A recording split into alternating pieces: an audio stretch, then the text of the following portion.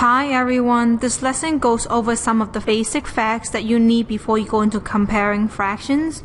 So in this first slide, we will go over benchmark fractions and some other related facts about each one of them.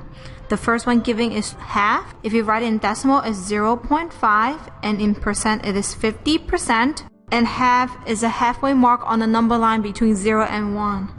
The next one is 1/3, which is 0.3 repeated as a decimal. Make sure you don't make the mistake of writing a 3 multiple times because there's only one number repeating in this incident, and you should not rewrite any number that should be repeating since the beginning. So you will erase this 3 if you wrote it down. And for percent, it's 33 and 1/3%, or 33.3 repeated percent, where the only repeating number is the 3 after the decimal point. The one underneath is 1/4, which is 0.25. It's also 25%. 1/4 is actually related to half, which is half of the half that we have. And if you think about 1/2 being 2/4, it makes sense that half of 2/4 is 1/4, so half of a half is 1/4. The next one is 1/5, which is 0.2, and it is also 20%. The one after is 1/8, which is 0.125 or 12.5%. As you have noticed, an eighth is half of a fourth. And if you double 1/8, you will get 1/4. 1/9 is 0.1 repeated. Once again, there's only one number repeating in this case, so you only write that number once, and it's 11.1% or 11.19%. There's something interesting about 1/9 that I want to go into a bit more detail. Let's see if you notice the pattern. 1/9 equals to 0.1 repeated. 2/9 equals to 0.2 repeated. 3/9 equals to 0.3 repeated. So guess what 4/9 is? 0.4 repeated. Do you see a pattern right here? If you take the numerator of the 1/9 and write it as a repeating decimal, that is the decimal expression of that particular ninth.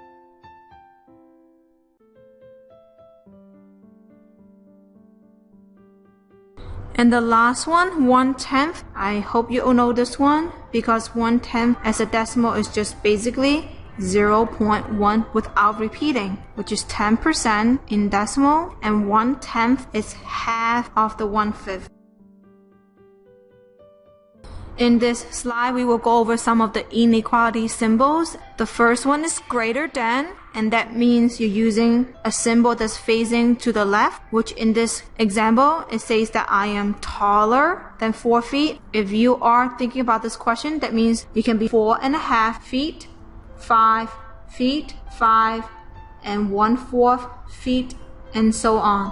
With the greater than or equal to, you also have the symbol facing the left, but with the line at the bottom indicating the equal to part. Let me put a note here. Equal to is this line right here, and the greater than is this part right here. The example says, I have at least one computer at home. If that's a statement, that means you can have 1 computer at home, 2 computer at home, 3 or even 4 computer at home, and so on. In the next example is less than, and the symbol will be facing to the right. If you actually turn it a bit more straight, it looks like an L.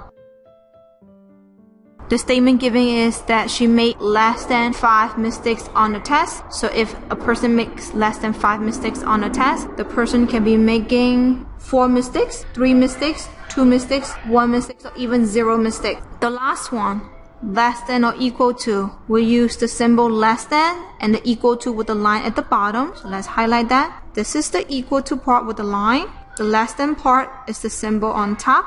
The statement given is that he can eat at most 4 slices of pizza at a time. If he can eat at most 4 slices of pizza at a time, that means the answer can start at 4, and it can also be 3, 2, or 1. So just to wrap up this lesson, whenever you hear the equal to part in the statement, either the greater than or equal to or the less than or equal to, you can always begin your answer, or your answer can always include whatever that's given as part of a choice, which in this case, you start at 1, and on this one, you start at 4.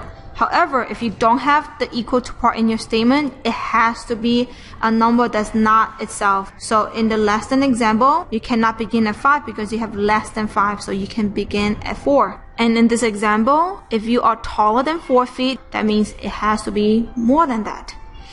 That's it for the lesson.